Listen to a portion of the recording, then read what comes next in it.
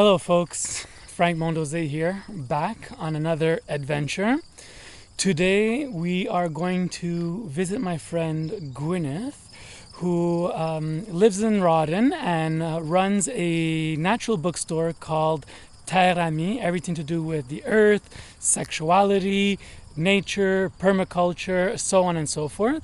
And we're here to visit her garden, which is called an alveole, which is a living representation of the Divine Mother, Pachamama, in her natural form. Let's go meet my friend and wild woman, Gwendydd. Come with me. So this is what you call? Terami is an enterprise that hosts the energy of transformation of any energy of transformation. So whether it's motherhood or the Earth Mother or the Cosmic Mother, it's all about the energy of transformation. We try to offer products and services out of this business that will help you in your transformational abilities in your life.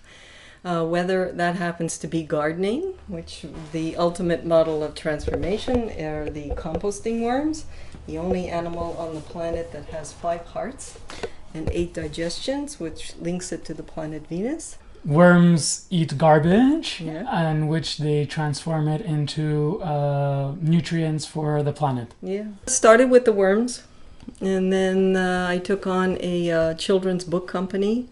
I was the first person to sell fair trade coffee in Montreal, and it kind of grew from that into health food products, fair trade products, and marrying books that build the self-esteem, particularly of girls and women, honoring nature, peace, education, social justice.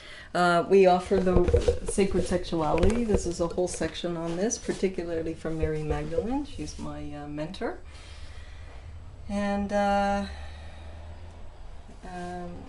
the information coming through here is always about the divine feminine, the mother energy, permaculture as well, biodynamics. This is all relationships with the cosmic mother, the earth mother, our sense of motherhood within us, that we feel a stewardship, we feel a love towards her. Lots on native spirituality, and of course water, which we couldn't go anywhere without talking about her. She is the transporter and a living being that sends all our frequency and vibrations out there. It passes through her. Life passes through her. Let's talk about the 1%, because I feel like that has ties in the others. Yeah. This is the work of Greg Brendan. It started with the 100th monkey theory. So if you take the square root of 1% of any species, could be bacterial, microorganisms to large populations, if the square root of 1% of that population changes or learns something, suddenly the whole population changes and knows it. Any situation where you're in a community or whatnot, if you change the square root, change the patterns or beliefs of the 1%, square root of 1%, you could have a potential of actually changing a whole mindset. Wow. Yeah. That's very powerful information. It's very exciting. So I'm also here because one of the first times I came here, I took a walk in your garden, which is the Alveoles, and I would love to take another journey in there and have a meditation and share with all my viewers the experience, this one-of-a-kind, unique experience. So I was wondering if we could do that today. Absolutely. Awesome. So you have entered into the womb of an over 2 million year old woman who is very grateful that you've come and to share. And so the people who once knew this information understood that there was this beautiful pattern on my surface, and if they knew where to touch and if they knew where to explore, they could position themselves to always be in harmony and in loving bliss with me. And so these alveoles are the last legacy of that information coming from the people that once knew to this, how sacred sexuality is and how it could be used differently. Alveoles is the ancient wisdom from the people who once remembered how sacred sexuality is and how important it is to be used to sustain states of bliss. The people once used to be in great bliss before they forgot. So an alveole is the breast of my body, and it is in a hexagrammal or a round fashion. This is the center of one alveole. This is the center of a second alveole. And straight ahead of us is the center of the third alveole. So alveoles are ways for the people to remember the breast of the Earth Mother.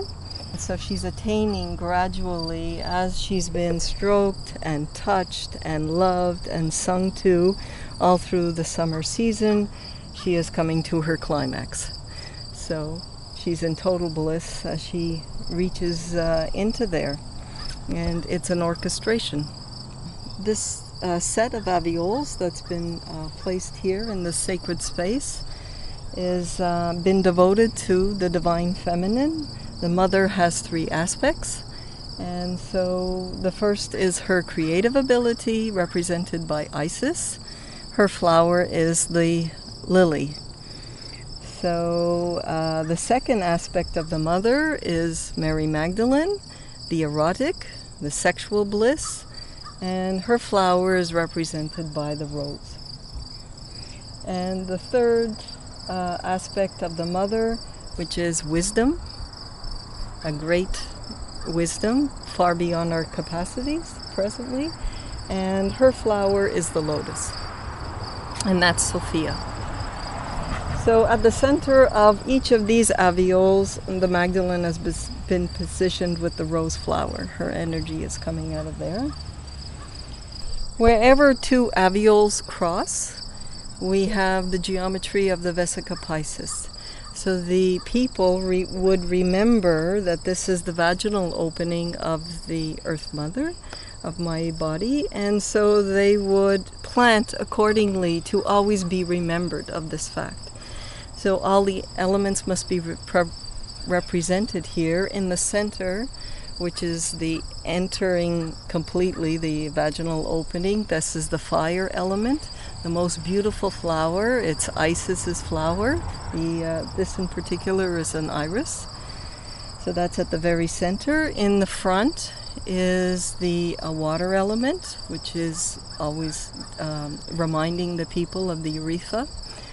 And in the back is the earth element, which is reminding the people of the value of the anus.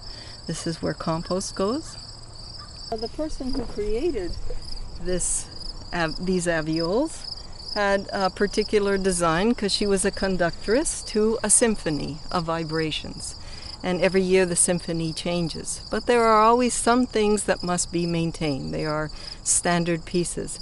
And as much as she would like certain things in certain ways, I have my own wisdom about things. People also remembered, their way of remembering sacred sexuality was to remember that there are three aspects to our being. There's the father energy, the divine masculine, there's the mother energy, the divine feminine, and there's the child energy. So plants must always be orchestrated within the symphony that are reminding the people of this fact. Every plant has its own energy and they all must be represented within the design. So the first one that I would show you is the divine masculine, anything that is erect. So this would be a masculine energy plant. And then you have the plants that represent the mother, the divine feminine. So these are plants that either form a vase or they spiral, because that's her energy. She spirals, she moves, she dances, and she transforms. It is the child, contrary to the way you humans have been educated presently, the children are here to teach you. You are not here to teach the children. And the children always remind you to be in delight. So here we have the beginning of an acorn squash.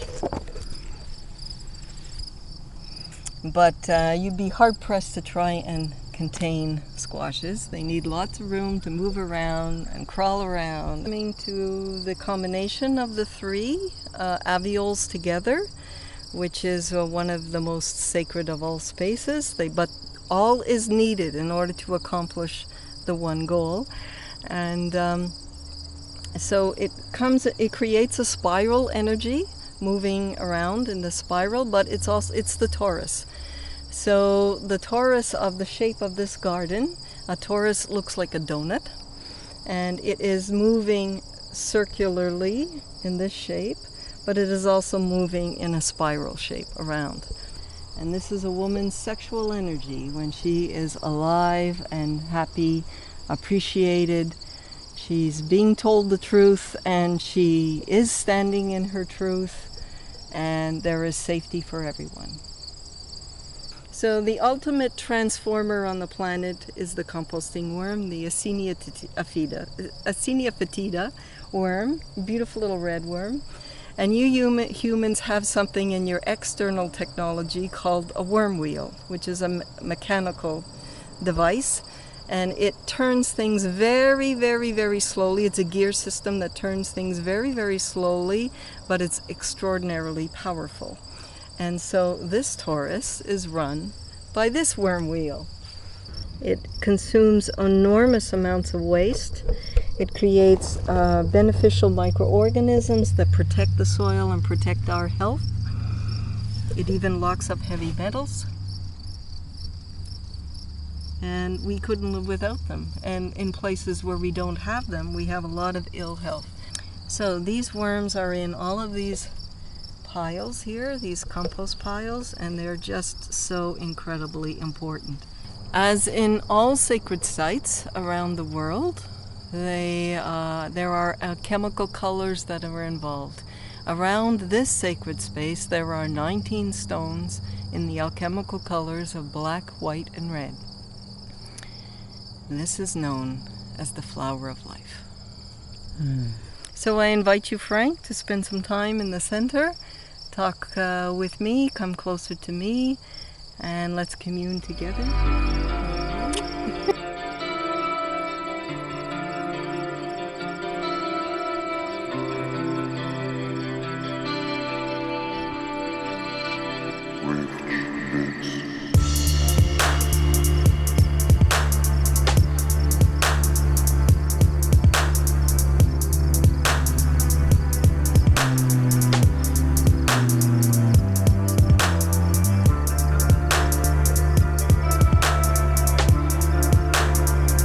So I've just completed a short meditation, and as soon as I closed out the world around me, I quickly got into third eye opening, and you can't help but be in this space and have deep pulsations of love and heart opening. I also got some visions of beautiful breasts, so I mean, that's obvious. We're in a living, breathing woman, feminine.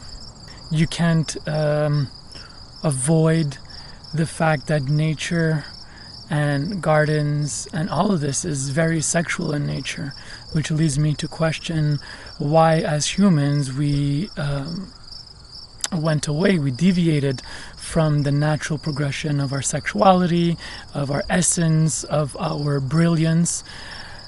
There's no shame in the beauty of these flowers and how they're interconnected and in harmony. So that's what I'm getting from this experience, and I love how the mother welcomed me in the alveole, 100% natural, no shame around the body or nudity. I find that was fantastic. So what's your website address? www.terramies, Terramies. Okay. And .com. Okay. And it's a French euphemism for the Three Sisters.